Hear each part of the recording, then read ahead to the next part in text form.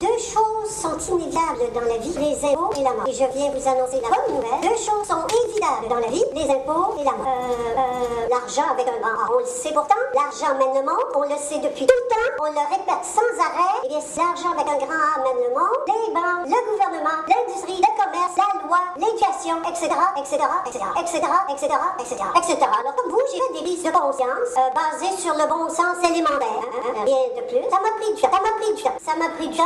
Je l'ai fait sur le terrain parce que l'argent mène le monde. On le sait, mais on l'a oublié. Mais on le sait, le médecin fait partie d'une association qui s'appelle le Collège des médecins. Il est membre. Très important cette notion. Membre. Le médecin est membre. Prenez mon petit doigt, c'est un membre ou même un membre qui décide de ce que va faire mon cerveau. Donc tous les membres n'ont aucun pouvoir décisionnel et obéissent aveuglément au cerveau. Donc votre médecin, si gentil soit-il, si bon soit-il, pourquoi? Parce qu'il doit obéir à ce qu'on lui a appris et ce qui est la norme. La norme, c'est tout écrit, qui contrôle et les assurances et le collège des médecins. Le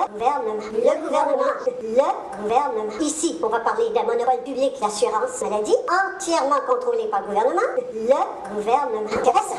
Vous n'y avez pas pensé. Alors, c'est important de prendre conscience de ça. Et qui contrôle le gouvernement? C'est ça qu'il faut aller voir. Il faut aller voir. Je vais aller voir ma supérieure. Non, je veux pas votre supérieure. Allez me chercher le patron. Je veux le patron. Je veux la personne qui a le pouvoir décisionnel dans cette institution. Alors on va aller voir qui pogne le téléphone, puis il dit Bernard, j'ai dit de faire ça, puis c'est ça que tu vas faire. Alors donc, et ça, vous les verrez jamais. Pourquoi? Parce que ça se passe dans des sociétés que l'on dit secrètes. Et qui sont bien secrètes, tellement que vous n'entendez jamais parler.